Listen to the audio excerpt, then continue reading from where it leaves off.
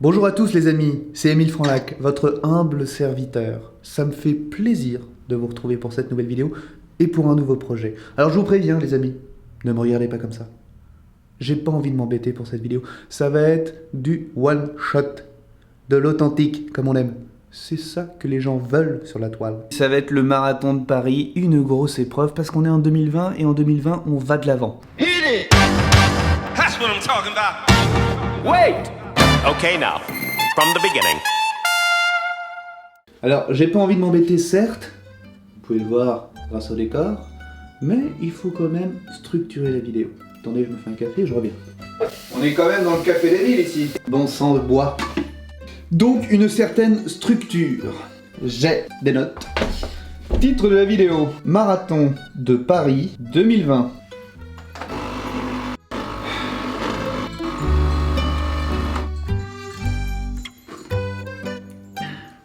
Alors, je vous propose de diviser la vidéo en 3 parties distinctes. La première, qui est « Qu'est-ce que le marathon de Paris ?» Même si vous avez une petite idée.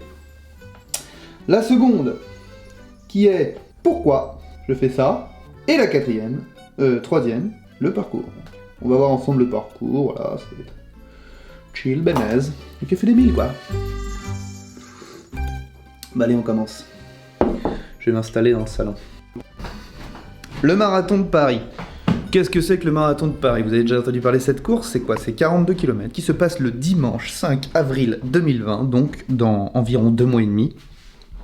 42 km à travers Paris. Et c'est l'occasion pour beaucoup de se faire un challenge, de se challenger, d'aller courir, parce que beaucoup de gens courent, mais le marathon de Paris, c'est l'épreuve reine de la course à pied. Et ça nécessite préparation, abnégation et discipline. Voilà pour la partie 1.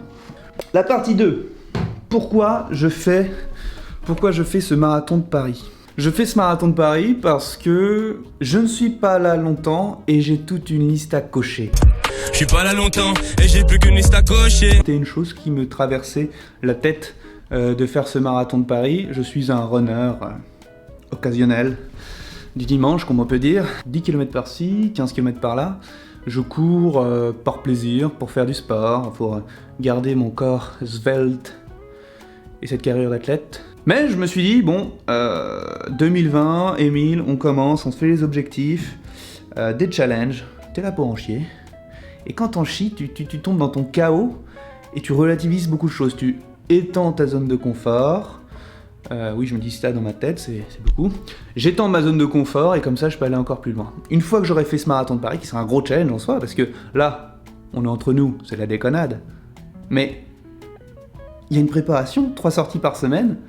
Je vais moins me marrer quand je vais être en train de le faire. Et pour la petite histoire aussi, au début, je voulais le faire cet été. Je me suis dit, tiens, pourquoi pas le marathon de Paris? Et après, je me suis dit, bon, ah non, je vais peut-être faire le semi-marathon. Le marathon, c'est un peu gros, c'est un peu une gros challenge. Pourquoi pas le semi-marathon? Et il se trouve que l'école de commerce dans laquelle je suis mettait en place un concours pour gagner sa place pour le marathon. Et il y a 300 personnes qui ont participé. Je me suis dit, allez, je teste. Ça mange pas de pain. Et on m'a appelé un matin, on m'a dit, vous avez gagné une place au marathon de Paris. 15 personnes ont gagné sa place et sur 300 personnes qui ont joué. Donc voilà, je me suis dit, c'est un signe, Émile. Cours.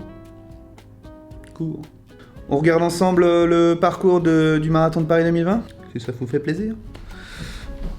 Allez, c'est parti. On va se mettre à l'aise.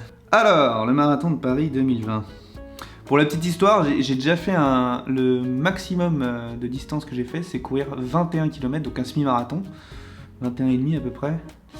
Et j'étais au bout de ma vie dans les 3 derniers kilomètres, je me rappelle. Mes ongles ont sauté parce que les ongles frottent beaucoup sur les chaussures.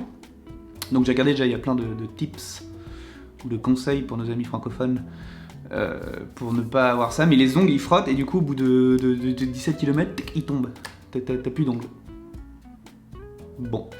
Donc si c'est à 22 ça fait ça, à 40 je me demande ce que ça fera, mais bon. On est là pour se relever les challenges, non? Donc, nouvel changement de l'écran, je vous montre. Le marathon de Paris 2020. Dimanche 5 avril 2020. On commence, moi j'habite à Neuilly, donc pour la petite info, j'habite par là. par là. Par là, l'Arc de Triomphe, tu connais. On part des Champs-Élysées, la plus belle avenue du monde. Donc ça c'est cool aussi. L'avantage du marathon de Paris, c'est qu'on court dans un endroit assez particulier, dans cette ville-musée, comme on peut dire. Et c'est ça qui est chouette. C'est ça qui est chouette. On court. On arrive, l'avenue des Champs-Élysées, place de la Concorde. Je crois que c'est en descente, ça commence bien. Place de la Concorde, l'obélisque. Merci Napoléon, vive les Égyptiens. On vous le rendra jamais. Place Vendôme, le Palais Garnier, tout ça, ce quartier, le premier arrondissement, il est magnifique, donc ça va être cool. De toute façon, les 10 premiers kilomètres, en général, ça va aller. Hein. Moi, j'étais en sifflotant parce que je fais ça à 10 km tout le temps. Voilà, on ne pousse pas trop les efforts. Mais, attendez la suite. Avenue de l'Opéra. On arrive à Châtelet. Ok, quelques kilomètres, pourquoi pas. Châtelet, 5 km, hôtel de ville, tout ça c'est pareil, ça va être magnifique, 6e kilomètre. Place de la Bastille. C'est toute la ligne 1 que je fais en fait, là. Place de la Bastille, c'est chouette. Rue Lyon, rue Faubourg Saint-Antoine, donc voilà, 8, 9, 10, 11 km. On arrive à la Porte Dorée. Ça va être cool. Là, ça commence à se compliquer parce que 11 km, c'est à peu près les footings que je fais, donc on entre dans le bois de Vincennes. Et à savoir que le bois de Vincennes, qui va du 11e kilomètre au 20e kilomètre, j'ai du coup 9 km, un deuxième footing qui commence. Donc là, on a un quart de la course, 11 km. Donc bois de Vincennes, on arrive, château de Vincennes. Hop. Ouais, le bout de la ligne 1, hein, qu'est-ce que j'ai dit ? La route Saint-Hubert, etc., 16e kilomètre, ça me rappellera le gala kiné, j'embrasse tous les kinés qui me suivent. On remonte, 17, 18, 19, 20 km. Bon là déjà 20 km ça va être coton, j'ai jamais couru autant. On arrive à 20 km. Avenue de la Porte de Charenton. 21e kilomètre, 21,1, c'est là le maximum que j'ai fait, c'est le semi-marathon. Et là ça va être chaud, parce que là on re-rentre dans Paris. Et là, je crois que c'est là qu'on en chie en fait. Ouais, c'est là qu'on en chie. 22 km, 23 km, gare de Lyon, ok. Et là, on retourne dans un peu un truc cool, donc c'est bien. Donc j'espère de toute façon qu'avec la foule, ça va aider à courir. Je serai transcendé dans mon action. Donc 25 km, on arrive Notre-Dame, les quais, Georges Pompidou, musée d'Orsay. Donc là, ça va être cool, jusqu'à la Tour Eiffel, le Grand Palais, ça c'est magnifique ici. C'est magnifique, Trocadéro, on voit la petite Tour Eiffel. Hop, on repique dans le 16e, 33e kilomètre. On arrive à la porte d'Auteuil, et là on arrive dans le bois de Boulogne, c'est là où je cours actuellement pour m'entraîner. Et, ah oui c'est ça, je voulais dire, la Tour Eiffel c'est le mur des 30. Donc j'ai regardé, je me suis renseigné un petit peu. Quand on fait un marathon, les 30 km, c'est là où toutes nos énergies, là où on a vidé les réserves. Donc là, le mur des 30, c'est là où il faudra être fort mentalement. Putain, qu'est-ce qui m'a pris de faire ça? Qu'est-ce qui m'a pris de m'inscrire là-dessus? 32, 33, 34. Donc là, bois de Boulogne, je cours à Longchamp en général. Donc du coup, ça va me faire appeler la famille. Et puis là, je pense 39, 40, 41, 42, là, ça va aller, enfin j'espère. Parce que c'est les derniers, je pense qu'on est... C'est pareil, les derniers kilomètres, j'ai regardé ceux qui ont participé, c'est les kilomètres... c'est ceux où on a envie de... Enfin voilà, on arrive, on est content d'être arrivé, et puis on a un peu un regain d'énergie. À ce qu'on dit. On verra le jour J. Voilà pour le parcours. C'est un beau challenge.